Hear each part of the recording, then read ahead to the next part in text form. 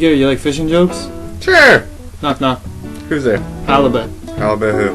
How about we just get this podcast started? That was horrible.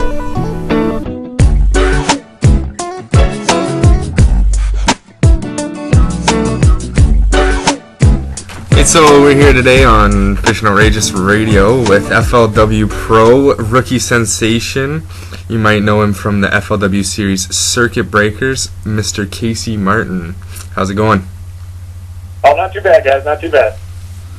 So, why don't you tell us a bit about yourself, like where you're from, how long you've been fishing tournaments, and the steps you've taken to from the beginning of your career, and a bit about the transition from the back of the boat to the front of the boat. Yeah, essentially I grew up in a town called LaSalle, Ontario, in Canada up there, and, played hockey like everybody growing up did, and really played some baseball, Little League baseball, stuff like that, and, I always kind of fished on the side, and, go fishing with my grandfathers and father and mother and stuff like that, and it wasn't until I moved to the United States that I really got into tournament bass fishing, up in Canada. I fished a lot for walleye or, yellow perch and stuff like that. But, we did some smallmouth fishing here and there, but it was mostly just more a form of entertainment or, getting some fish to eat and stuff like that. But then when I got down to, I actually went to university in St. Louis and got involved in a local bass club down there, and it just kind of took off from that. Got involved with the bass club and kind of stepped up to the BFLs as a call angler, and then the BFLs as a boater, and then I ever started to the boater, and then kind of made my way up to the tour level as a call angler. And like you said, this is my very first year as a professional on the FLW Tour. Yeah, and you're absolutely killing it this year. 6th place at Okeechobee. How was that? Oh, that was unbelievable. That was just a dream tournament. My first ever event as a professional. I was leading after day one, actually, and kind of faltered towards the end there. But, it was an absolutely great time, and, I don't think you could ask for a better event. And it kind of gave me the confidence going forward that, I can at least compete with these guys. I know how good, these pros are, and their whole lives have been dedicated to it. Every 3 seconds they have, they're out fishing, and, it kind of proved to me that I can at least compete at this level. Yeah. Right. So, you started as a co-angler, and now you're fishing as a pro angler. What type of differences in decision-making before and during a tournament do you take now as compared to when you were a co-angler? Like where to fish, what to use, how to prepare? Yeah, essentially as a co-angler, you pay your entry, which is a lot smaller entry fee. Yeah. And you just show up and you fish with professional, and he decides where you take the boat and exactly where you fish and how you fish and stuff like that. And so you don't really have any say on where you're going or where you're going to fish for that day. You just have to catch whatever you can wherever he decides to fish. Yeah. Now, as a professional, you have to be able to find your own fish. Have to be able to do some map study on lakes and understand the different seasonal patterns and stuff like that when it comes to bass around the spawn or summer patterns and stuff like that. So it's a lot more in depth as a professional. And then you also have to be pretty good with maintaining your equipment. You have to be somewhat of a boat mechanic along the way, where the call angler, you just show up, you can tap the box and kind of go fishing. Yeah.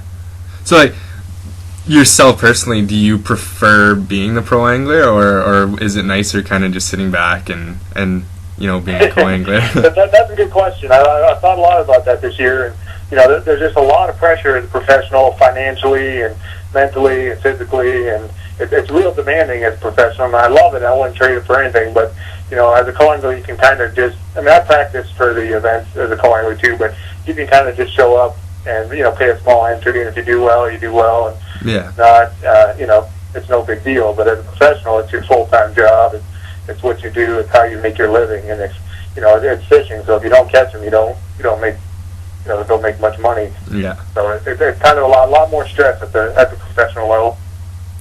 Right. So now you're in the driver's seat. I guess there's highs and lows throughout the season. You were, like I said, 6th at Okeechobee, and the very next tournament you dropped down to 136. I don't know, there's the transition between the shallow mud of Okeechobee to the deep clear of Lewis Smith. There's a little bit of, and I fished Lewis Smith a couple times. It's only a couple hours, maybe not even a couple hours, about an hour and 15 minutes from where I live. and I've fished there and I've done well, and I think I just got caught up in what I've done in the past there versus what they were actually doing that week. I was trying to catch them, on a jig around some rocky stuff that I had caught them in the past, and there was pretty much a lot of guys who had caught them on the Alabama rigger. They were catching them in 2 feet of water. The water was still 46 degrees, and it was real clear. I didn't think there'd be a lot of fish in that shallow water yet, but that's how a lot of guys ended up catching them. Right, like going from that high from Okeechobee to that low, say, of Lewis Smith. How were you able to bounce back when you went to Beaver? Because you were going in on such a high, and then, did that hurt your momentum a bit going into Beaver? Yeah, it did. It definitely hurt some momentum, and it also kind of made me question whether or not I belong at fishing this level. You finished 6th at Okeechobee. It's like, well, okay, you had one good tournament, and the next one you're in the bottom 20%, and you kind of start questioning yourself, like, well, maybe I stepped up too early. Maybe I'm not ready for this level. Maybe, you get those thoughts in your head. And going into Beaver, it was kind of one of those deals that I didn't know, if I belonged. But, I was able to cash a last check at Beaver, and that kind of helped me with my confidence and helped me realize, okay, you get, just get after it, work hard, and you can compete with these guys. Right, yeah. I actually seen on Circuit Breakers there, you sweating it out, checking the stats on your phone. You ended up squeaking, I think, a 3-way tie, and because you had the biggest single-day sack, you ended up getting... Yeah, it was actually a 4-way tie. I was tied with 3 other guys, and I won I didn't win the overall tiebreaker, but I won the tiebreaker between me and the 4th guy. So, I was able to get $10,000 check for that, and Dan Moorhead, who was unfortunately the odd man out, he ended up going home with $4,000. Right, and there's a big difference between 50th and 51st, isn't there? About $6,000. Yeah, $6,000. I was, you get $4,000 for 51st, which is pretty much just getting your entry back. Doesn't cover any of your expenses or any additional winnings to live off of. So, it's a huge difference. Yeah. And I think that kind of gave me a little bit of momentum going into Eufaula too. So, I think that 50th place finish was a big. Looking back, probably a couple years from now, probably that's probably one of the finishes that have propelled me in my career, I'd say. Oh yeah, for sure. So FLW has this series on you called Circuit Breaker. You want to elaborate a little more on that for us? Yeah, essentially it's a reality type series, documentary type. What they do, they have a couple people follow me around with a camera and a microphone, and they just kind of document, what I do while I'm on tour, where I stay, what I eat, who I travel with, how I catch fish, how I prepare, how I feel after the tournament, after day one, weigh-in.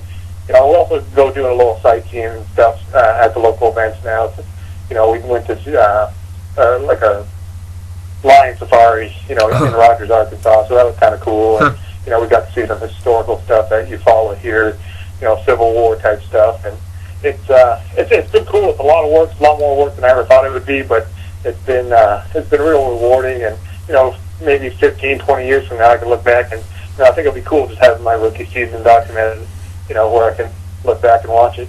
Right. Do you find the cameras and all this light shining on you a bit of a distraction at all when you're preparing, or do they just kind of get out of your way and let you do your thing?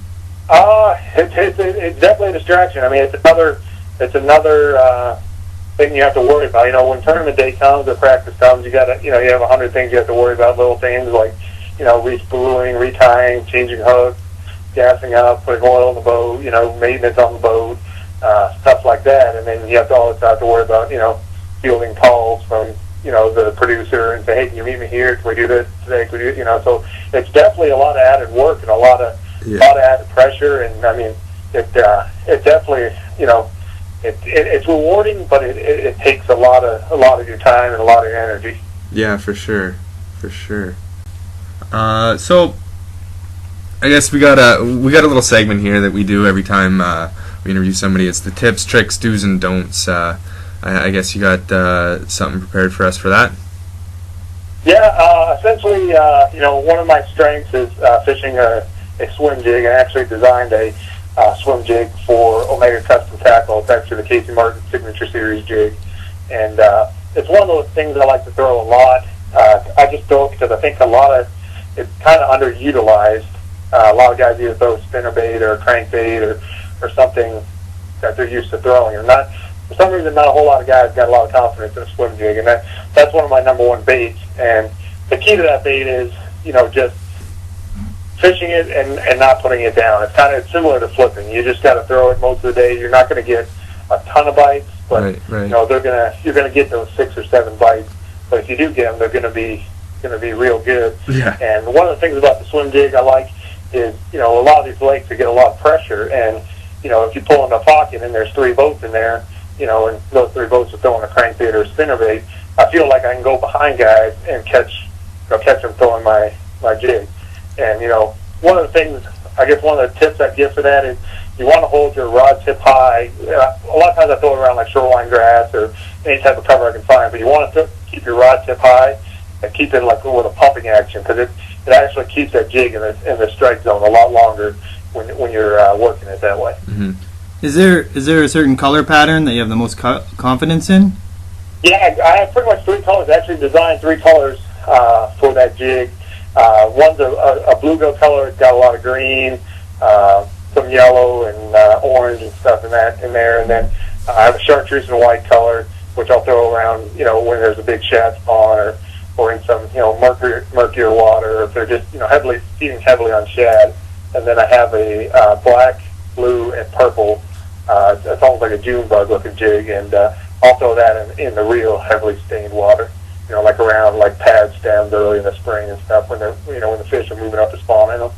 Right.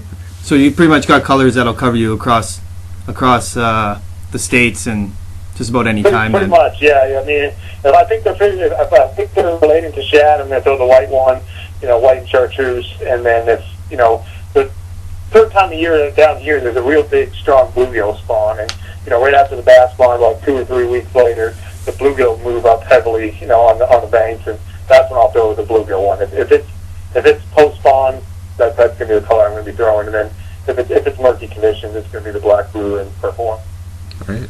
All right, well, you can stop me if you don't want to hear about this, but right now I guess you're sitting 43rd in standings with FLW coming up. You had a nice finish at Eufaula to get some points. So, I don't know, are you looking forward to hopefully fishing in the Cup, or is that something you're not even worried about yet? No, that's the main goal. That's the whole goal of the season is to make the Forest Wood Cup. That's kind of one of those things that at the beginning of the year everybody set some goals, and that's the main goal. I mean, just qualifying for the Cup, I mean, it's huge from a career standpoint, but it's also huge from a financial standpoint because, they take approximately 35 to 40 guys, and that's another guaranteed $10,000, even if you finish last in the Forest Wood Cup with a shot at $500,000 for first. So that's the ultimate goal, and that's you have to make the Cup to be able to sustain a career over a long period of time. So that's my ultimate goal. Yeah, for sure. So down, you live in Alabama now. That's correct. Yeah. Yep. Do you still manage to follow the hockey scores? I'd say yes, but I'd be lying. I try as well as I can, but if the local networks down here, we hardly can get a hockey game, even if we tried. But I try to keep up with it online, and if I'm home on a Sunday, we'll get some games here, especially now that the playoffs have started. But during the regular season, it's really hard to keep up. Yeah. It's crazy. Even here, Sports Center down here, they might show one hockey highlight, maybe. Oh, really? Yeah, we're growing up in Canada. It was all hockey highlights, and then maybe one basketball highlight. It's opposite here. Getting back to fishing here, how were you able to come from Canada, where you got maybe these deep rock lakes, to southern states where it's a lot shallow, grassy? What was your first initial how am I going to get my baits through this grass? Yeah, well, that's the thing. When I first moved there, a lot of lakes will have some deeper water, towards the dams and that, where they don't have much grass. And that's why I'd always fish when I first moved down here, where I could find the clearest, rockiest places on the lake, And I see lily pads and stuff like that, or some type of vegetation. I was like, there's not any fish in there. They don't, I got to find some deep, clear water, Because that's all I'd ever seen up north. It was always clear, deep rock. Yeah.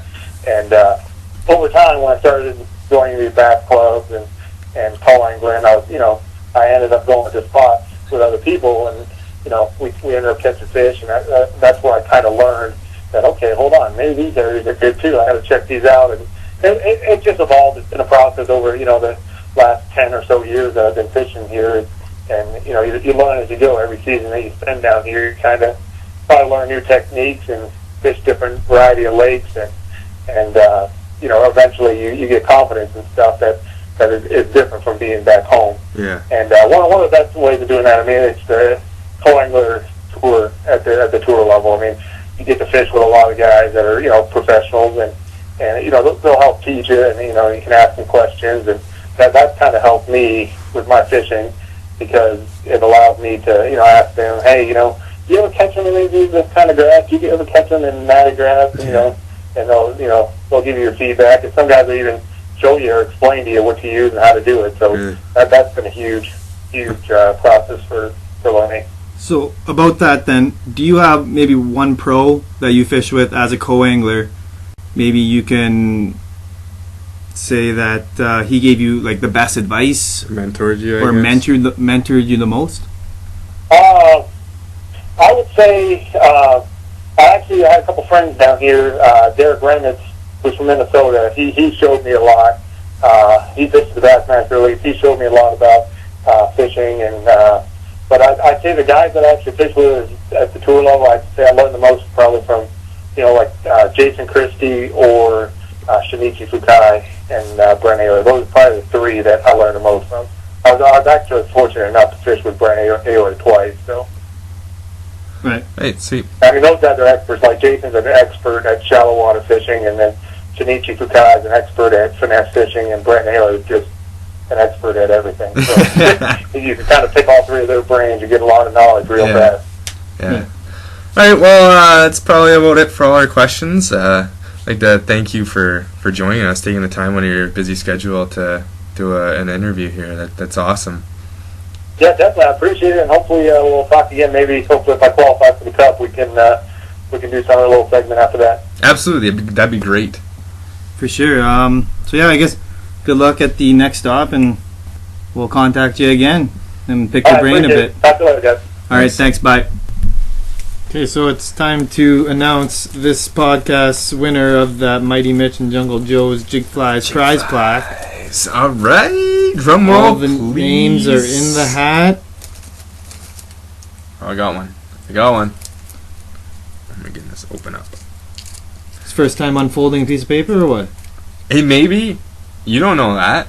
I don't know that. The winner is Lawrence Spooner from Thunder Bay, Ontario. Congratulations. You got a Mighty Mitch and Jungle Joe prize pack headed your way.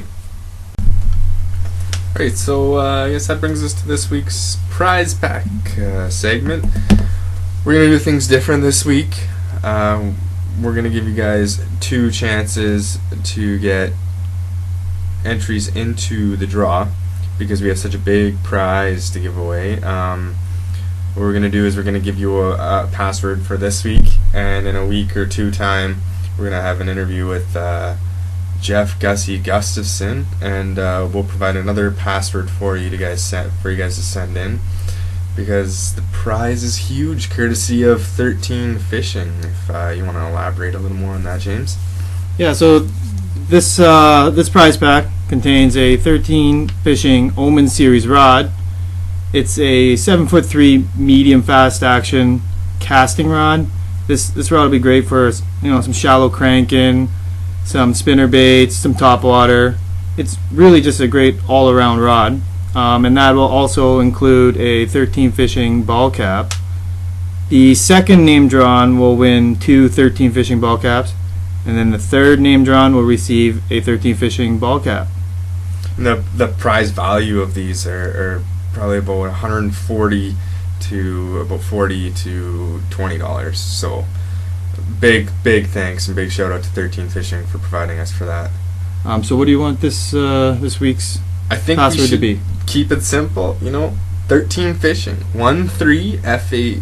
Wow, I can't spell fishing. You want to try that, James? For me? Yeah. So its password is 13 Fishing, FISHING. just email that in with your name and your address to fishinoutrageous@hotmail.com. What did I go to college for? I Can't don't even know. spell. Alright, so I guess that brings us to the end of episode 4 of Fishing Outrageous Radio. We'd like to give a big shout out to our sponsors, Crestliner Boats. Why don't you put yourself in one of the world's most durable aluminum boats, built right since 1946. Also go online and check out the Crestliner Trunk Ruler. Sign up, get a ruler, take some pictures of some fish, win some prizes. Why not? Alright, and Smith's RV Center, that's our locally owned Thunder Bay Crestliner dealer, Jayco Trailers. Check them out, they're great people there. Chronicle Journal as well, Newspaper of the North. Big one, DNR Sporting Goods. You know, they're a locally owned operation there. They're great people, great stuff. Get everything you need for fishing, why not, eh? And Big Ads Exchange. Pawn your stuff you don't need. Get some fishing stuff. Why not? That's right. So big thanks to those guys. Without them, we wouldn't be doing what we're doing now. So that's it. Stay tuned for the next episode with Gussie, and keep fishing outrageous.